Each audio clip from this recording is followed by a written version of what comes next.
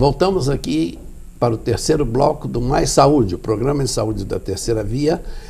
E eu queria fazer uma pergunta que é particularmente preocupante nas famílias, Nogueira, que tem algum idoso no núcleo familiar.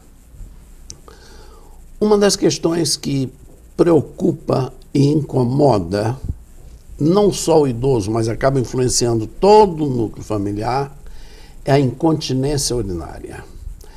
E depois de incontinência urinária, eu queria que você nos falasse sobre também as principais causas da retenção urinária no idoso. Eu acho que esse assunto ele é importante, esse tema, porque, na verdade, a incontinência urinária, como você mesmo falou, assim, ela acaba, às vezes, mexendo com a família inteira, né? E isso para o idoso, né, e para os familiares, isso é extremamente incômodo, porque assim, o idoso, ele não é porque ele está mais velho que ele quer cheirar a urina, não, ele quer muitas vezes ter uma vida social. E às vezes a incontinência urinária, ela impede, às vezes, ou dificulta que esse idoso tenha uma vida social mais ativa. E a gente costuma separar assim, as incontinências urinárias, né, em dois grupos. As incontinências urinárias que acontecem no paciente do sexo masculino e as incontinências urinárias que acontecem nas mulheres.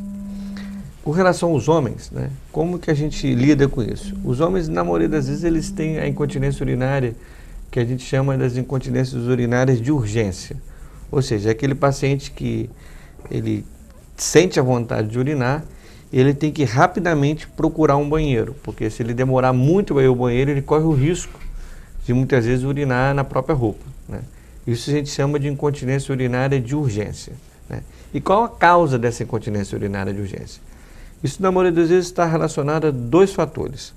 Um dos fatores pode ser a própria dificuldade de urinar. Isso é um pouco controverso, um pouco um paradoxo, na verdade, mas o que acontece? Às vezes o paciente idoso, que ele tem um sintoma urinário, às vezes, obstrutivo, às vezes ele tem uma dificuldade de urinar pelo próprio crescimento da próstata, a bexiga começa a adquirir um comportamento, né, diferente. Ela começa a gerar o que a gente chama de contrações vesicais involuntárias. É como se a bexiga se tornasse independente da vontade dele. Ela vai contrair e, muitas vezes, no horário que ele não quer. E quando ela contrai, por ela ser um músculo, ela vai esvaziar. E aí ele corre o risco de perder urina antes da hora. Então, isso é um problema. Outra coisa é o seguinte, o paciente idoso, muitas vezes, ele pode ter alguma doença neurológica, né, que leva a essa incontinência urinária de urgência, né? E uma doença, muitas vezes, que provoca isso é os acidentes vasculares cerebrais. A gente sabe que a fisiologia da micção, ou seja, o ato de urinar e o ato de armazenar a urina, ela é controlada pelo nosso sistema nervoso, tanto central quanto periférico.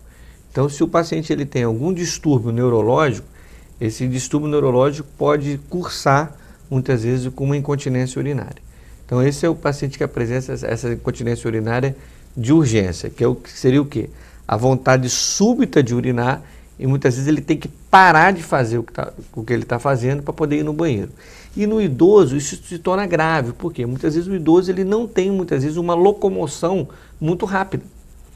Se isso acontece no paciente jovem, ele muitas vezes consegue correr e ir ao banheiro e ele consegue muitas vezes contornar esse problema, né, social de urinar nele, na própria roupa, por ele ter uma agilidade maior. Isso a gente sabe que às vezes o idoso não tem. Então ele acaba não dando tempo para ir ao banheiro. Então esse paciente ele pode ter um problema neurológico que está causando isso, ou muitas vezes um problema às vezes obstrutivo da própria próstata que está levando esse comportamento da bexiga. Isso no homem. Na mulher, também nós temos o quê? A incontinência urinária de esforço, seria o quê? Aquela mulher que, ao fazer algum tipo de esforço físico, ela perde urina. Isso é importante por quê? Porque as mulheres hoje, elas têm também uma atividade social, muitas vezes uma atividade até física. As mulheres hoje, elas frequentam academia, as mulheres mais velhas, até as mulheres de meia idade, elas fazem o pilates, elas querem fazer hidroterapia, e elas ficam sem graça muitas vezes, que ela vai fazer uma atividade física, a gente sabe que é importante para a saúde, né? E ela muitas vezes ela fala, poxa, toda vez que eu estou na academia, eu acabo, com determinado exercício que eu faço, eu acabo perdendo um pouco de urina. Então essa é a incontinência urinária de esforço, né? E a mulher também pode ter também o quê? A incontinência urinária de urgência, aquela que a gente já conversou, que seria o quê? A vontade súbita de urinar, né? Que muitas vezes é o mesmo problema do homem. Está relacionado o quê? A uma disfunção da bexiga, um comportamento anômalo dessa bexiga. A bexiga passa a ter um comportamento, é como se ela tivesse um comando sozinho. Ela não mais obedece ao comando cerebral, à vontade do paciente. Pode estar associada a doenças neurológicas, igualmente ao homem, ou pode estar associada, às vezes, a um próprio comportamento da própria bexiga mesmo. Tem que estar associada a doenças neurológicas. E dependendo, a gente tem que fazer o diagnóstico de uma ou de outra para a gente poder instituir o tratamento. Uma trata de uma forma e a outra trata de outra forma. Mas, seja por um motivo ou por outro, não basta usar os fraldões. É preciso procurar um colega especialista para fazer o diagnóstico, para correção da causa da incontinência urinária. Porque às vezes chega a atrapalhar até mesmo a atividade profissional da paciente. Com certeza. Além da atividade social, além do convívio familiar. Então é importante que o idoso e a família do idoso observe isso sem tentar as correções caseiras com o uso de fraldões ou de fraldas. Primeiro, vá ao colega especialista para identificar a causa da incontinência urinária ou a causa do que vamos passar a ver agora da retenção urinária, que é o segundo problema que eu queria que o Dr. José Nogueira abordasse para nós. Só um adendo com relação à incontinência urinária, isso não é um problema só do idoso, né? Nós temos pacientes mais jovens que têm esse tipo, mulheres de meia idade que têm esse tipo de problema. Então, assim, não é porque o doente está idoso que vai apresentar isso. Pacientes mais jovens também têm esse problema, que muitas vezes torna até, às vezes, mais dificultoso para ele, porque às vezes ele tem realmente, como você falou, ele trabalha, ele é um advogado, ele tem que ir no fórum, e aí ele está numa audiência, e aí ele tem que, no meio da audiência, dar aquela vontade de urinar, então tem determinadas atividades que o paciente não pode, eventualmente, parar e ir ao banheiro regularmente. Então isso realmente é algo que tem que ser visto, tem que ser diagnosticado, né? E muitas vezes tem tratamento para isso, tem medicações, enfim, que dá para melhorar bastante isso. Com relação à retenção urinária, a gente costuma dizer que os doentes eles deixam de urinar basicamente por três causas, né? Ou eles apresentam uma obstrução mecânica, né, a essa passagem da urina, e aí a gente vai lembrar novamente da próstata no homem, ou da própria uretra, né? Às vezes os pacientes podem ter um estreitamento da uretra, e aí, como você tocou o assunto no bloco anterior, das doenças sexualmente transmissíveis, a gente sabe que tem uma doença que, quando o paciente é acometido por ela, ele pode no futuro desenvolver a estenose de uretra, que é a gonorreia, né, que é uma uretrite, que é uma inflamação da uretra e que, eventualmente, esse paciente, mesmo depois de curado da blenorragia, mantém. Ele pode ter uma sequela com o estreitamento da uretra. Então, o doente ele vai ter uma obstrução mecânica, né, que aí a gente foca nesses dois órgãos, ou é o problema da próstata, que cresceu e comprime a uretra e não deixa essa urina sair, ou, eventualmente, um problema da própria uretra. Ou, eventualmente, esses pacientes eles têm o que a gente chama de uma bexiga neurogênica, ou seja, o músculo ele já não tem força mais para contrair, né? A gente sabe que a bexiga é um músculo e tem que haver uma contração desse músculo e um relaxamento, né, desse esfíncter para que a urina possa sair. Quando esse músculo ele perde essa força contrátil, esse paciente também não urina, né? Isso pode estar relacionado a problemas neurológicos, né? Ou, eventualmente, até mesmo uma obstrução que não é tratada a tempo, né?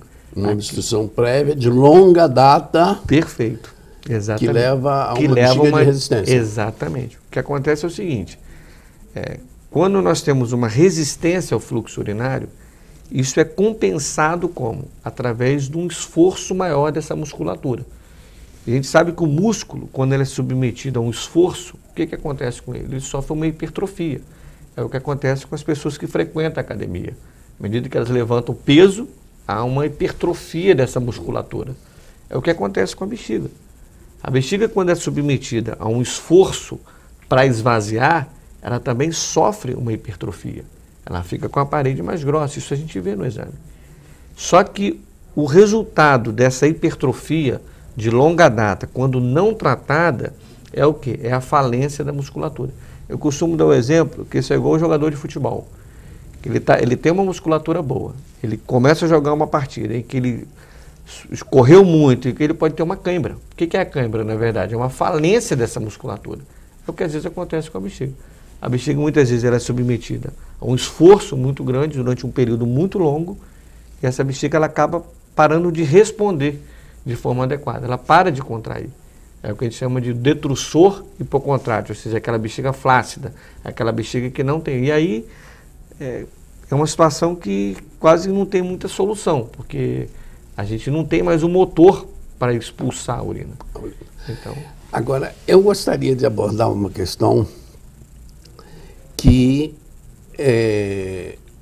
incomoda com muita frequência, Nogueira, algumas profissões, como, por exemplo, as comerciárias, que são obrigadas a ficar de pé, mostrando os produtos e se sentar, dá a impressão que a loja está vazia, então elas têm que ficar de pé, mantendo não é, um astral que atraia clientes.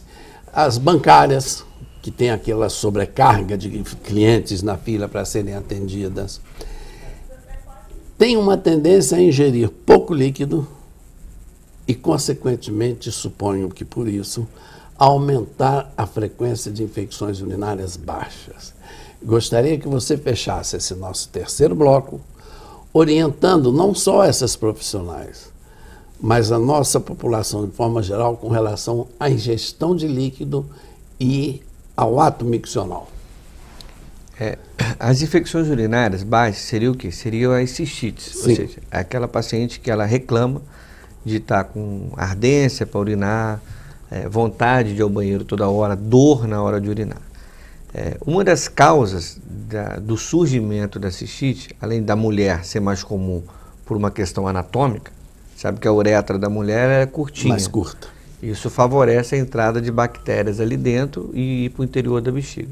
Eu costumo dizer para os pacientes o seguinte, exatamente isso que você falou, que a melhor maneira de se eliminar uma bactéria que está dentro da bexiga é urinando. Quando a gente urina, a gente coloca ela onde? No vaso. No vaso sanitário. Entendeu? E como é que a gente urina mais vezes? Ingerindo bastante líquido.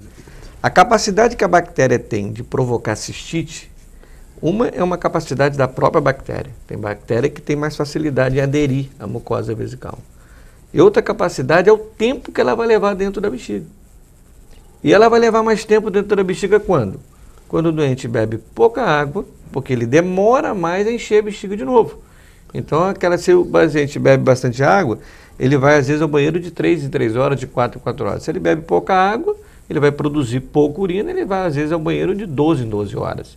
Então, aquela bactéria que eventualmente possa estar ali na urina, numa pessoa ela fica 4 horas, na outra ela fica 12. Se ela fica 12, ela tem chance de grudar ali na mucosa. Então, a ingesta de líquido é importante por causa disso, porque o paciente vai acabar indo mais vezes ao banheiro, então ele vai aumentar a chance que ele tem de expulsar essa bactéria. E outra coisa é o seguinte, como você falou das vendedoras, é o fato da pessoa ter vontade de ir ao banheiro e não ir ao banheiro. Isso é extremamente prejudicial, porque já houve uma sinalização que a bexiga está cheia, já deu o desejo. Só que a gente sabe que a bexiga tem essa capacidade muitas vezes de inibir esse desejo, né, se for uma bexiga normal. E aí eu vou estar expondo a minha bexiga aqui a um maior tempo de contato dessa urina. Se essa urina tem bactéria, eu vou estar expondo a mucosa vesical a mais tempo de contato com essa bactéria. Então isso aumenta as chances realmente das cistites.